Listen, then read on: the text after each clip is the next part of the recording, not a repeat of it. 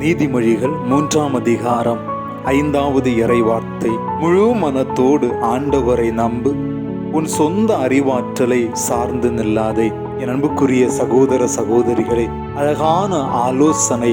நமது வாழ்வில் வெற்றியை அனுபவிக்க, வெற்றியின் பாதையிலே பயணிக்க முழு மனதோடு நாம் ஆண்டவரை நம்ப வேண்டும்.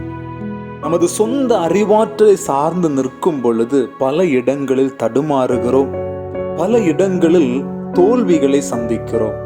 ஆகவே ஞானத்தின் ஊற்றும் உறைவிடமுமான ஆண்டவராகிய கடவுளை முழுமையாக நம்பி அவரை சார்ந்து வாழும் பொழுது அவரே நமக்கு ஞானத்தை அருளி வாழ்வில் வெற்றியின் பாதையிலே பயணிக்க அவர் நமக்கு உதவி செய்வார்.